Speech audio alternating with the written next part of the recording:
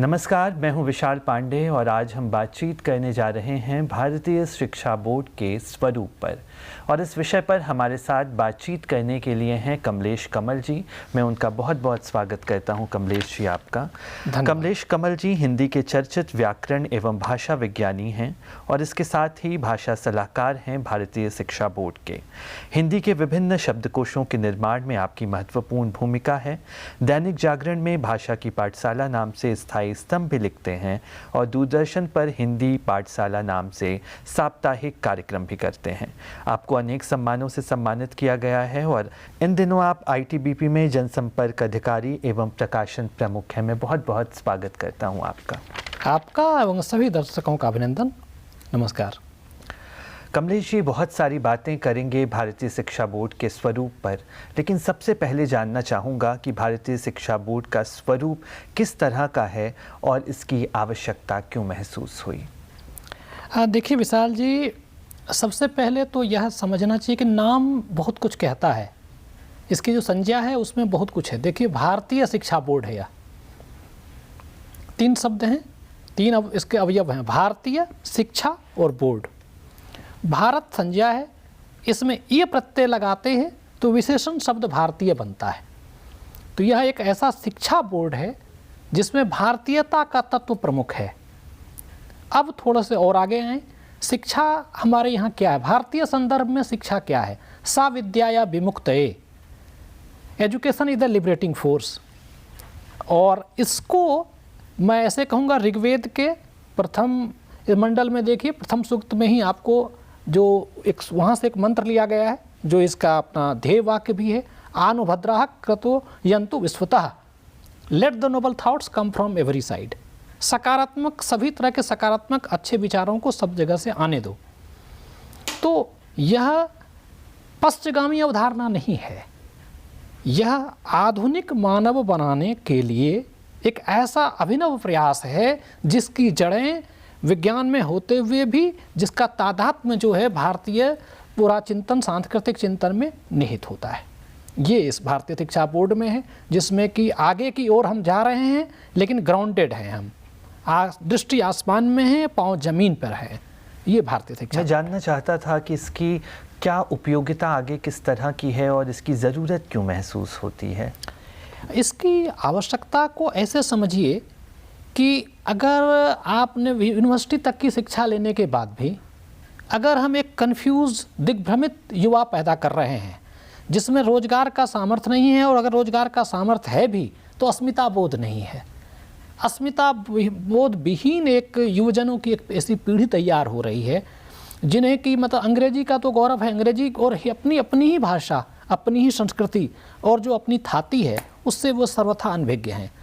तो एक ऐसा मानव जो सोच में आधुनिक हो, जिसके जो वैश्विक स्तर पर नेतृत्व देने की क्षमता रखता हो, वैज्ञानिक चेतना से संपृक्त हो, अनुसंधित स्वभाव रखता हो, रिसर्च बेस्ड उसकी कैपेसिटी हो, लेकिन भारतीयता के तत्वों में जो उसकी गहरी आस्था हो, और जो कि जिसको कहते हैं ना, इसको मैं ऐसे समझाता हूँ, तैत्तिरीय उपनिषद में 5 कोशों की चर्चा है, अन्नमय कोश, प्राणमय कोश, मनोमय कोश, विज्ञानमय कोश, आनंदमय कोश।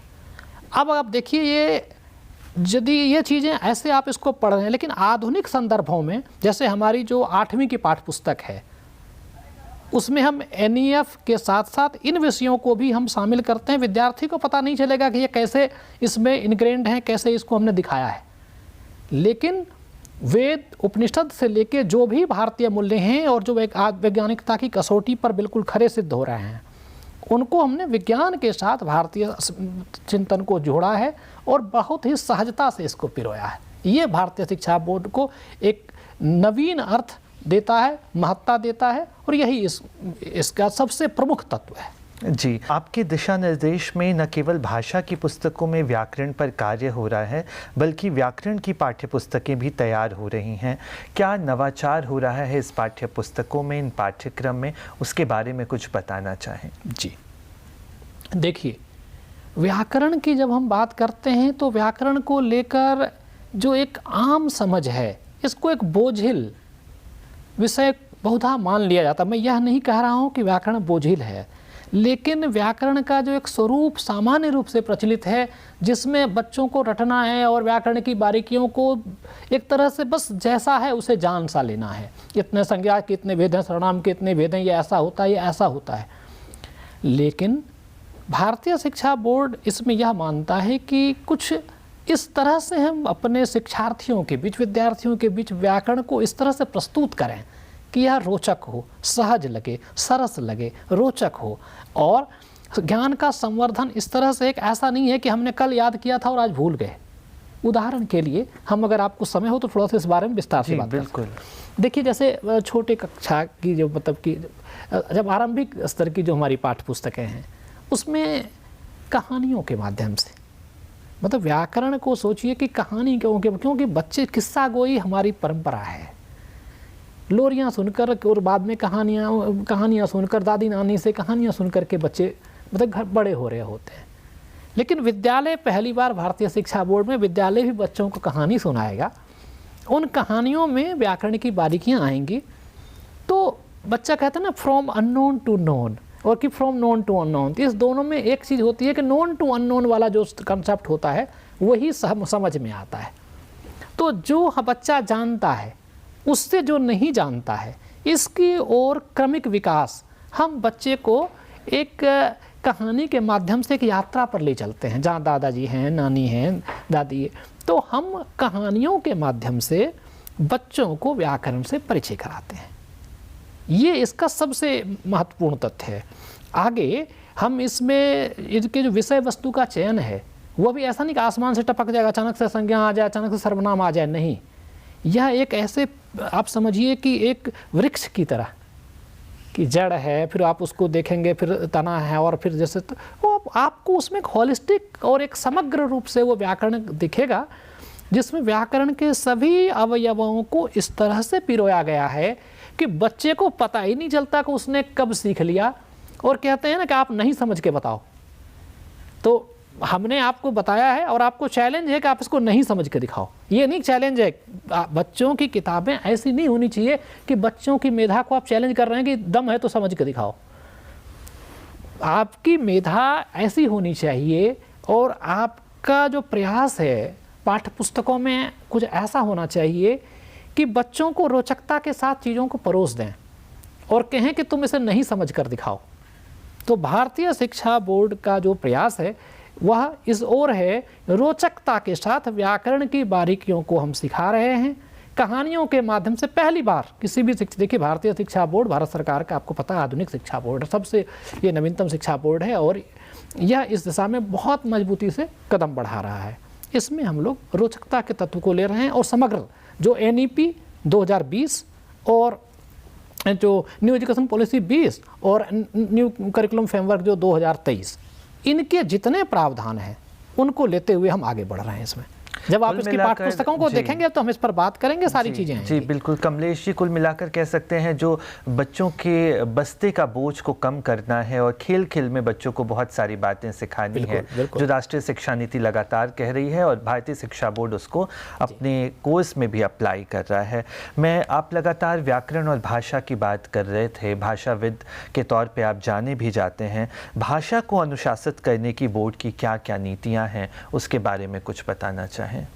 देखिए, एक तो भारतीय शिक्षा बोर्ड में जो भाषा को लेकर के एक रहा कि ये हमारी भाषा नीति ऐसी हो जिसमें कि सभी आवश्यकताओं, आधुनिक युग की सभी आवश्यकताओं की पूर्ति हो। मतलब भाषा जो है आपको रोजगार देने में सक्षम हो। ऐसी भाषा हम ना पढ़ें तो हिंदी रोजगार की भी भाषा है। यह हिंदी की पाठ्यपुस्तक देखें, अंग्रेजी की देखें, संस्कृत की देखें, किसी की भी देखें, तो भाषा के सभी अवयव, सर्जनात्मक भाषाई कौशल, सर्जनात्मक कौशल, आज के बच्चे YouTube से कमाई कर रहे हैं, ठीक है, क्रिएटिव राइटिंग हो रही है, अभिनय, मतलब वो शिक्षा के जितने भी सहयोगी क्रियाएं हैं, इसको मैं ऐसे कहूँगा सहयोगी क्रियाएं हैं, व्याकरण की भाषा में क्रियाएं हैं ये सब, उन सबका संवर्धन हो। बच्चा भाषा सीख रहा है लेकिन भाषा के साथ साथ कला, भाषा के साथ साथ और भी जो कला को जोड़िए, संगीत को जोड़िए, गतिविधि, सर्जनात्मक कौशल, व्यावसायिक दक्षता, इवन आप इसको समझिए कि पर्यावरणीय चेतना, जैसे धारित आर्थिक विकास, सस्टेनेबल इकोनॉमिकल डेवलपमेंट। आप यह समझिए कि जब भारतीय शिक्षा बोर्ड की पाठ्यपुस्तकें तैयार की जा रही थी तो उसमें इन चीज़ों का ध्यान रखा गया कि बच्चों की पर्यावरणीय चेतना कैसे होगी, धारित आर्थिक विकास का बोध कैसे होगा, बहुभाषिकता को हम कैसे लाएंगे, मल्टीलिंगुअलिज्म जिसको कहते हैं। इवन जो पोस्ट मॉडर्निज्म है, उत्तर आधुनिकता के जो निकष हैं, वो भी हमने भाषाई जो हमने सामग्री इसमें इस तरह से दी हैं कि इन सबका समावेश इसमें हुआ है। जो विद्यार्थी पढ़ रहा है वह इसको इस तरह से नहीं ले पाएगा। जैसे एक उदाहरण देता हूँ, आप छोटी कक्षाओं किसी भी क्लास की आप बच्चों के बाद में देखेंगे तो कुछ ऐसे शब्द हैं, ये सब इस भाषा के शब्द हैं, इसको मलयाली में, हिंदी के शब्द हैं, मलयाली में क्या कहते हैं, कन्नड़ में क्या कहते हैं, गुजराती में क्या कहते हैं। आपको पता है गृह मंत्रालय और भारत सरकार के स्तर पर एक शब्द सिंधु परियोजना है। उसमें क्या है, सभी 22 भाषाओं के शब्द हैं। आप उसमें जाइए, गूगल पर डालिए राजभाषा सभा की वेबसाइट पर, और दूसरे उसके अर्थ मिलेंगे। अब ये एक शब्द सिंधु एक तरह से भाषा सेतु का काम कर रहा है, सभी भाषाओं को जोड़ रहा है। भारत की सामाजिक संस्कृति का इससे विकास होगा। भारतीय शिक्षा बोर्ड वह पहला शिक्षा बोर्ड है जो इस चीज़ को भी कटरफोर कर रहा है कि सभी भाषाओं के शब्द, क्योंकि पूरा भारत बोध जगेगा तब जबकि भारत के सभी प्रांतों की जो उनके जो एस्पिरेशंस हैं, उनकी जो आकांक्षाएं हैं और उनकी जो संस्कृति है, उनके जो लोकगीत हैं, लोक पर्व हैं, उनके जो महनीय व्यक्तित्व हैं, उन सब का समावेश इसमें हुआ है। अब वो समझिए कि शब्द सिंधु परियोजना भारत सरकार, और इसमें आप देखिए कि बच्चे को नहीं पता है कि यह जो शब्द है यह क्यों लिया गया कि गुजराती में भी ये कहते हैं। एक तो बच्चे का नॉलेज बढ़ गया और भारत बोध की ओर हम उसको ले जाएंगे। यह भारत बोध की ओर ले जाना एक दिन की बात नहीं है। जब आपकी शिक्षा नीति ऐसी होगी, एक तो देखिए अब तक जो आपकी शिक्षा में मैकाले वाली शिक्षा पद्धति से आप जो है राष्ट्र से प्रेम करने वाले युवा को उत्पन्न नहीं कर सकेंगे। तो हमें उसके विकल्प के रूप में एक ऐसी शिक्षा नीति, एक ऐसा बोर्ड देना था जो कि आपके अंदर एक ऐसा व्यक्तित्व बना दे जो राष्ट्र प्रेम की भावना से ओतप्रोत हो, वैज्ञानिक चेतना बिल्कुल प्रखर हो, और वह क्लर्क पैदा ना करे, लीडर पैदा करे, वैज्ञानिक पैदा करे। वो वैज्ञानिक वैसे तो विज्ञानी है, पैदा करे, वैज्ञानिक चेतना हो, वैज्ञानिक चेतना से संपृक्त। अब देखिए वैज्ञानिक शब्द जो है वो साइंटिफिक के लिए है, विज्ञानी साइंटिस्ट के लिए है। तो वैज्ञानिक चेतना से संपृक्त विज्ञानी हम पैदा करें, ऐसे व्यक्ति, ऐसे लीडर पैदा करें, लेकिन उसके अंदर राष्ट्र प्रेम जिसको कहते हैं, उदारता, सौहार्द, मूल्यबोध, नैतिक बोध, ये सारी चीज़ें हों। तो हमारे सिलेबस को, हमने जब सिलेबस को इसका बनाया तो इन चीज़ों का बड़ा ख्याल रखा गया। हम नीतियों और मूल्यों पर आपसे बात कर रहे थे और लगातार आप बता रहे हैं कि भारतीय शिक्षा बोर्ड में किस तरह से मूल्य स्थापित किए जा रहे हैं और उन्हीं मूल्यबोधों पर हम आगे आने वाली पीढ़ी का निर्माण भी कर रहे हैं। मैं कुछ और बिंदु आपसे जानना चाहूँगा कि इस देश में तमाम बोर्ड हैं और अभी आपने कहा ये आधुनिक बोर्ड है, तो ये भारत सरकार का जो आधुनिक बोर्ड है वो अन्य बोर्डों की अपेक्षा और किस तरह से अलग दिखाई दे रहा है? जी देखिए, यहाँ जब हम किसी एक बोर्ड पर बात करें तो किसी और को कमतर करना हमारा उद्देश्य नहीं होगा, क्योंकि हम तो सर्वसमावेशी हैं। लेकिन इसके संदर्भ में जब हम बात करें, भारतीय शिक्षा बोर्ड के संदर्भ में जब हम बात करें, तो हम आज जहाँ खड़े होते हैं कहते हैं कि सबसे समझदार वह व्यक्ति वह है जो दूसरों के अनुभवों से सीखता है। अब तक के भाषिक जगत में, शैक्षणिक जगत में जितने प्रयोग हुए, ना केवल भारत में या भारत के विविध प्रांतों में, बल्कि वैश्विक स्तर पर भी, उन प्रयोगों के निष्कर्ष क्या रहे, उनके रिजल्ट्स क्या रहे, हमने उनका ध्यान रखा है। तो अन्य बोर्ड्स में जहाँ जो अच्छा लगा हमने उसको लिया है, क्योंकि हमने तो कहा ही है, हमारा ध्येय वाक्य पढ़ लिया, अनुभद्रा का तो जंतु होता।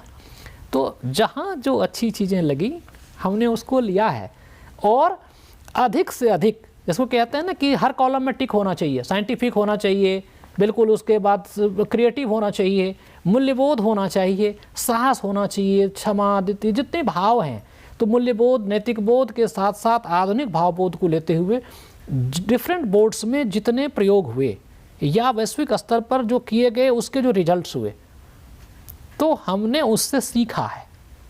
तो हमारे साथ एडवांटेज ये था कि जहाँ जो अच्छा लगा हमने उसको हैंड पिक कर लिया है।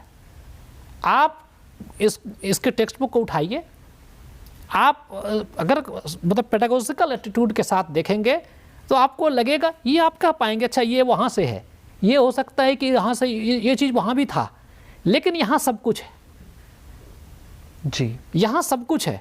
जो भी हमें लगा कि हमें एक ऐसा व्यक्ति तैयार करना है, एक ऐसा युवा तैयार करना है जिसको कहते हैं रैशनल फैकल्टी डेवलप हो, साइंटिफिक फैकल्टी जिसकी डेवलप हो, जिसके अंदर जो मतलब मल्टीलिंग्विज्म उसके अंदर हो जी, तो हम उसको स्टार्टिंग कि हमने ये फिर सोचा, फिर हमारी कमेटियाँ थीं तो अलग अलग कमेटी के लोगों ने ना अलग अलग इनपुट्स दिए। पहली क्लास में ये दें, अब जैसे देखिए स्वरा, अक्षरा, जी, आप सोच सकते हैं, आप सोचिए एक प्रश्न इस पर भी हो सकता है कि भाई स्वरा अक्षरा क्यों।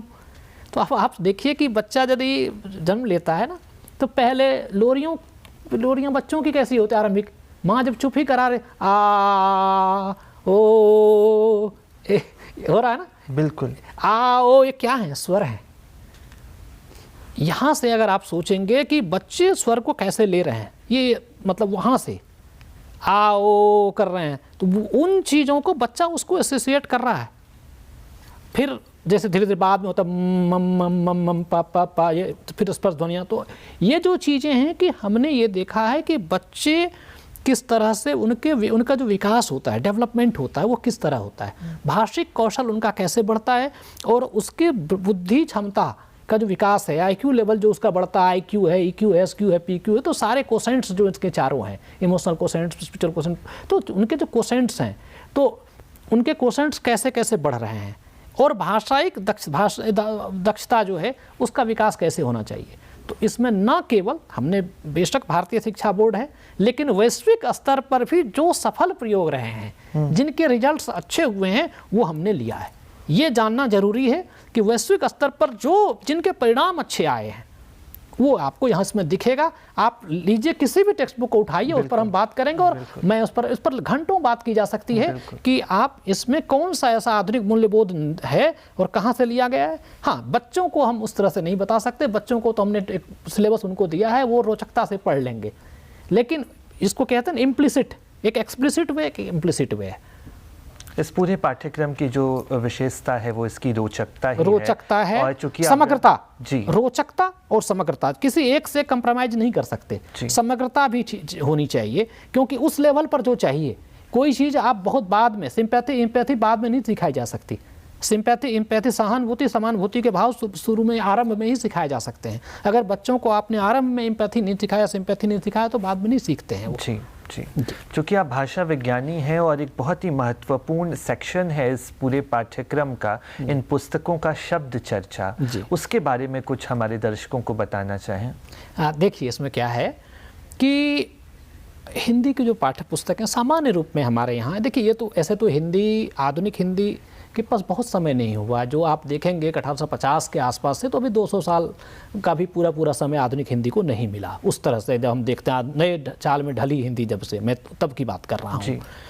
ऐसे में जो हिंदी की पाठ्य पुस्तकें हम देख रहे हैं ना, उसमें क्या हुआ है कि एक तरह से शब्दों को लेकर वह सजगता नहीं है।